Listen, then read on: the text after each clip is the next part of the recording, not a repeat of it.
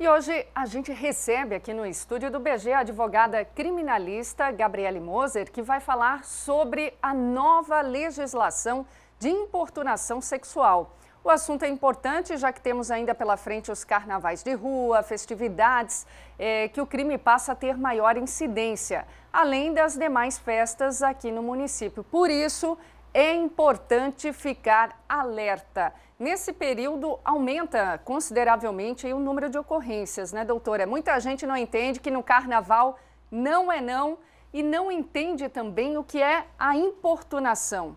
Exatamente. Boa tarde, Danúbia. Boa tarde. Boa tarde a todos os telespectadores, Blumenau, Vale do Itajaí.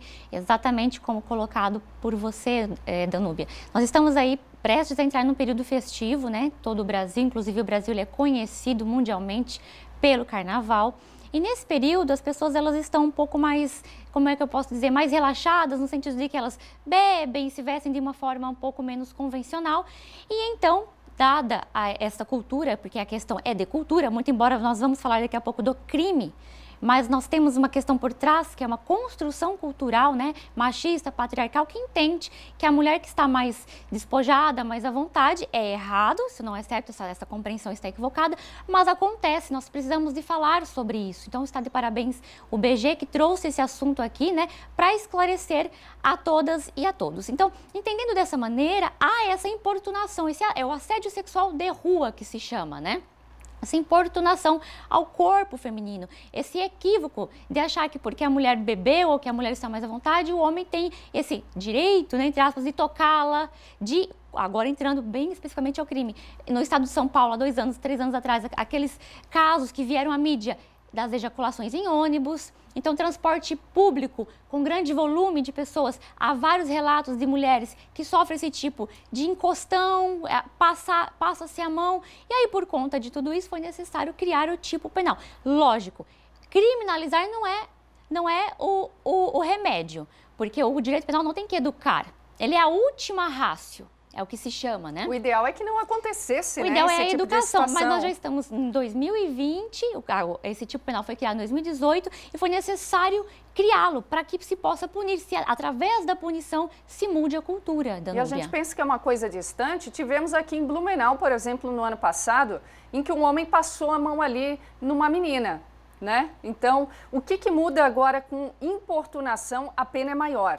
Exato, Danúbia, porque acontecia o seguinte, até o ano de 2018, foi a Lei 13.718 de 2018, ela entrou em vigor no dia 24 de setembro de 2018, portanto, será o segundo carnaval, o segundo período de festas que nós teremos essa lei.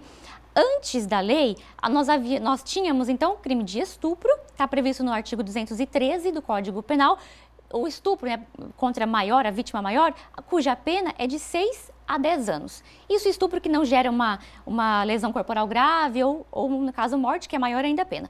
Mas coloquemos ali o estupro, né? Pena de 6 a 10, era o que tínhamos. Ou então, uma contravenção penal, o artigo 61, lá da Lei 3.688 de 41. Essa contravenção penal previa pena de multa. Então, assim, nós tínhamos 2 pesos, 2 medidas. Ou era tudo, ou era nada.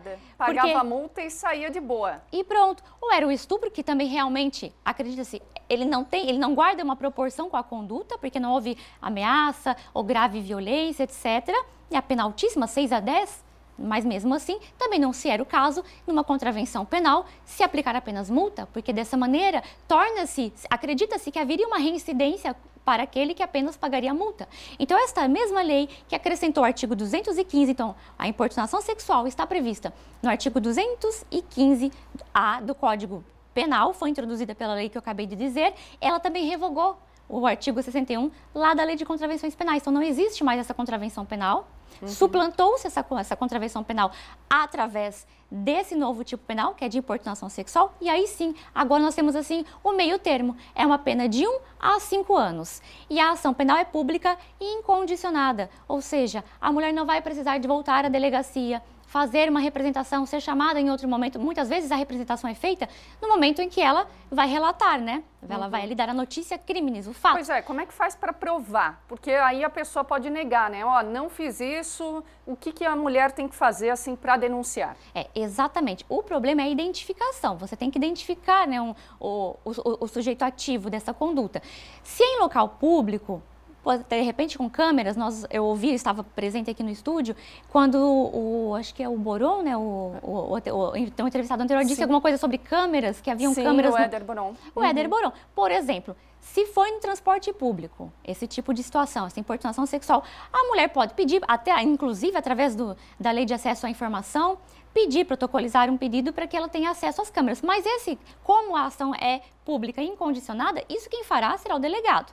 Mas suponhamos, né, que alguma cidade mais remota, cuja delegacia, enfim, qualquer situação, a mulher pode ter alguma atitude de correr atrás para que ele seja identificado. Mas a mulher não precisa, nesse caso, de produzir provas e tudo mais. A ação penal é pública incondicionada, ela só precisa de relatar.